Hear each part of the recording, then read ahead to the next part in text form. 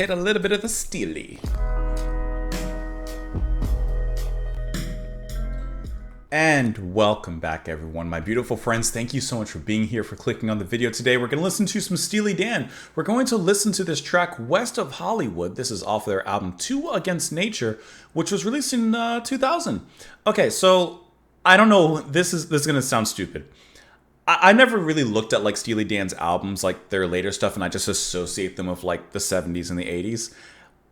I'm actually really surprised that they've made an album in the 2000s, and I see that there's another one as well, even after, in 2003. Now, I'm looking at their discography just so you guys see what I'm seeing. There was a big old gap between Gaucho in 1980 and then this one 20 years later. But yeah, I don't know why. I just didn't think of them like that much later on. Anyways, we're listening to this track because it is the favorite song of V by Say. Did I say that? Did I pronounce that correctly? V Basay? Basait?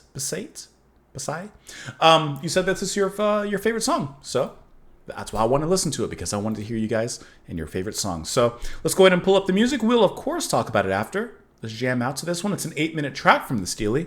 Let's go ahead and get Dan with it. Like get down with it. But get Dan with it. Please clap.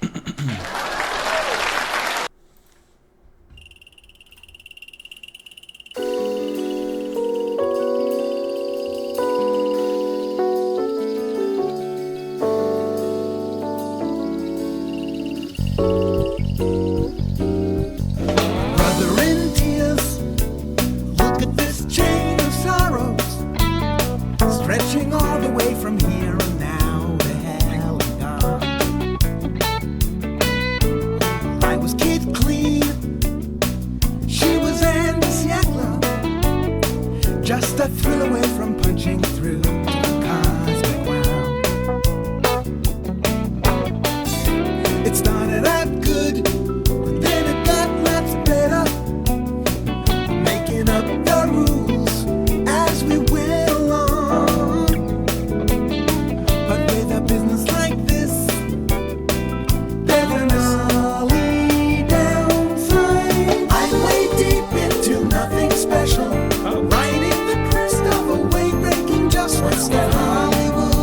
The cadence reminds me of The Police, like with Sting, a little bit. It's just the cadence.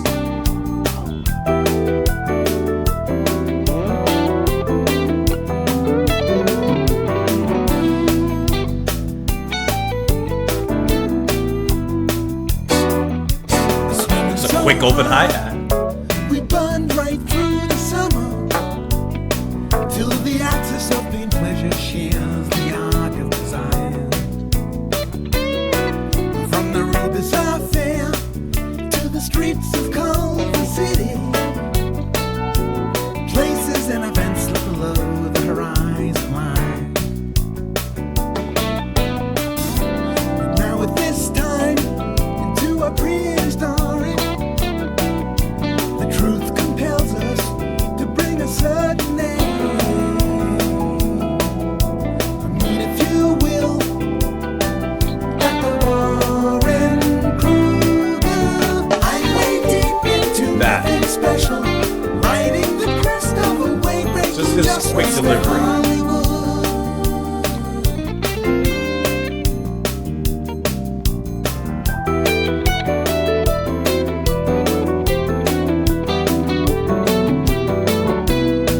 It's a really sweet guitar.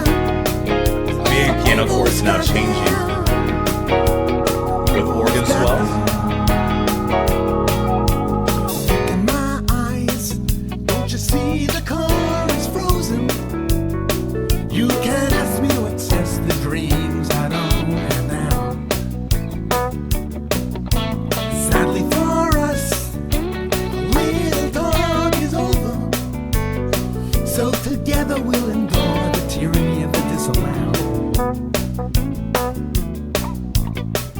Don't you love Port Blank? The lootery is over. When the girls get easy and the crowds are gone. Weekend of bliss and the rainy season. I'm way deep into nothing special. Riding the crest of Horn now coming through. Little sax. Love that layover of the female harmony just underneath on the back end. I'm way deep into nothing special.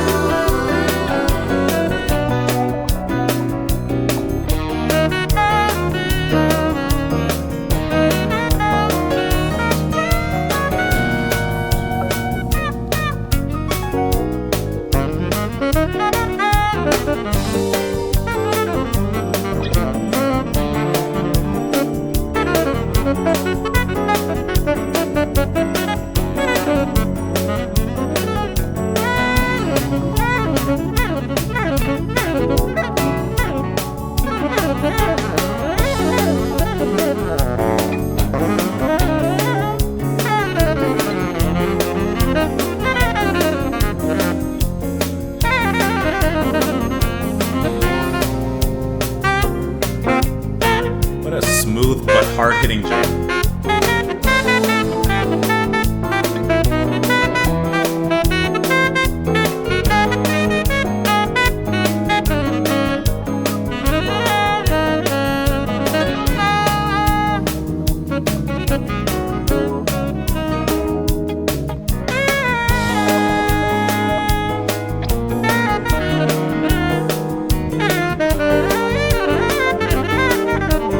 Little bits of like electric piano in there, like a keyboard underneath that.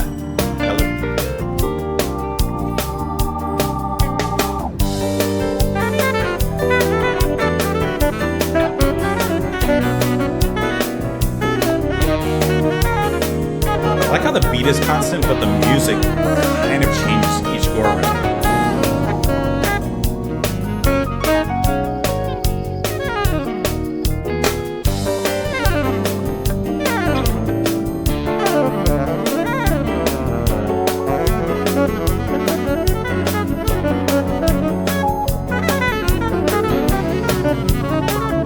Settles on that bass line.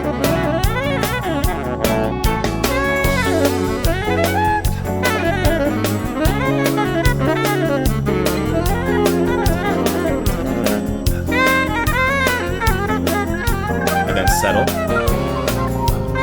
That's like a great rotation that happens.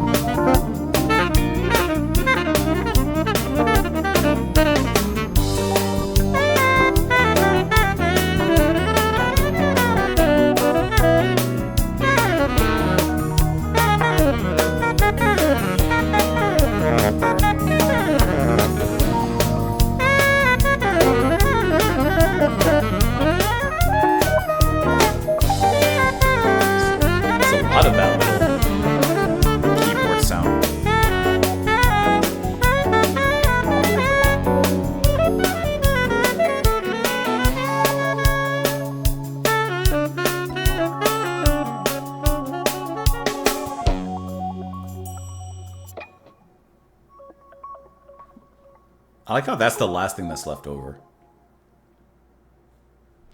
Okay, so this is also the final track on the album. That hits with a very epic conclusion, and that ending jam that goes for maybe 5 minutes or so, that feels so good.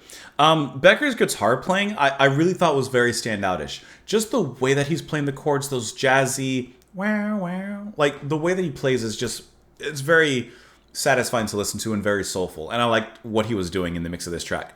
I like how the drumming, as far as I can really tell, like the drumming didn't change pace the whole way through. It kept on the same beat the whole way with a small fill here and there. But that wasn't what the focus was on. The focus was on, I guess, this song of two halves. The first half kind of going with like a standard Steely Dan like track. Like, you got the vocals, the chorus, magnificent and luxurious chords, great jazzy instrumentation with pop sensations and sensibilities. And you got that all nice in a wrapped up package, right? Send to whoever you're sending it to. But the second half of the track takes that, it builds and expands upon it, kind of gives it a little bit of a new life, and then it just jams out for like 5 or so minutes. And I like how the jam doesn't change a lot rhythmically, and even to an extent, it doesn't change a ton melodically. And yet those changes are felt every time that the band goes back and forth around that specific rotation, which I love that rotation that it has. I mean, I'm just following the bass line that like it's that kind of changing pace, right? But then it settles.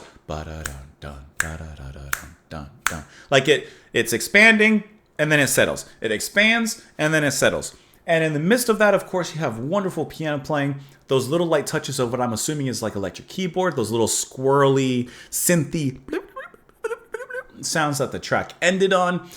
But leading that charge is the saxophone. On this track, there's a lot of people playing on this album. On this track, you're going to have Chris Potter, who's handling that saxophone solo. He gets the room. This is the boss walks into the office and says, everybody out. Except you, and you. You three stay. And that's the band. And they say, let's put it down right now. And they go for it. And Potter just leads the charge so wonderfully. It's a really wonderful saxophone solo. It's a great moment in the time of this track. And it just feels good. And I like how it goes on. I can edge. If I'm being super critical, I can say it goes on like a minute longer than maybe I prefer. But it sounds so good. It's not. That's me being picky. That's just me, being me. Let's look at the lyrics though, huh? Brother in tears, look at this chain of sorrows, stretching all the way from here and now to hell and gone. I was kid clean, she was endosically. Just a thrill away from punching through a cosmic wow. It started out good, then it got lots better, making up the rules as we went along. But with a business like this, there's a gnarly downside. I'm way deep into nothing special, right in the crest of a wave, breaking just west of Hollywood. Swinging so hard we burned right through the summer till the axis of pain/pleasure shears the arc of desire. That's an interesting line in here. The axis of pain, pleasure shears the arc of desire. We're getting very mathematical here. We're getting very mathematical. Like, okay, the pain, pleasure, but now that overrides the arc of desire. That's a smart little line in there. From the Rebus affair to the streets of Culver City, places and events slip below the horizon line. Now at this time into our pretty story, the truth compels us to bring a certain name. Meet, if you will, Dr. Warren Kruger. No idea who that is. We'll give it a Google in a moment. I'm way deep into nothing special. She reached out for my hand while I watched myself lurch across the room. I almost got there. Look at my eyes. Don't you see the core is frozen? You can't ask me to access the dreams I don't have now. Sadly for us, our little talk is over. So together we'll endure the tyranny of the disallowed. Don't you love Port Blanc? When hootery is over, when the girls get easy and the crowds are gone, a weekend of bliss, then the rainy season. Like, a weekend of bliss, it's all fun and games, but that's followed by then the rainy season, so not fun and games, actually, just stormy times ahead. So I think that this is the beginning, the burning, and then the fizzling of relationship. Let's do a little Google here. Obviously I'm seeing Steely Dan. I'm seeing an actual person. Okay, let's look at Cure. Man, haven't been to Cure in a long time. Let's see. Overall captures the essence of Steely Dan's ability to. And I'm just looking to see who's this doctor, who's this person. Story of a lost love told by a friend or a shrink by a man in the TV industry, which is based in Culver City, California. The speaker, the man who is and has always been emotionally inhibited, talks of a torrid affair with an actress who was older than he was, a wildly uninhibited one that burnt out. The reason's obscure, but the reference to a Dr. Warren Kruger indicates that it was medical, possibly the actress's death from cancer.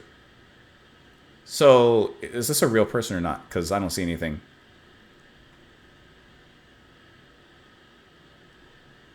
I don't know. Maybe it's a fictional story with real life tie-ins of somewhat, or maybe the opposite. I don't know. I have no idea. What I do know is that it was a cool song. Let me know what you guys thought of it in the comments down below. You can follow me over on Twitter, support the channel and what I do on Patreon. Thank you, V. Bassett, for the recommendation and for sharing your favorite song with me and with everyone else here on the channel. Hope you have a wonderful rest of your day. Come back tomorrow. Here's some credits. Bye-bye.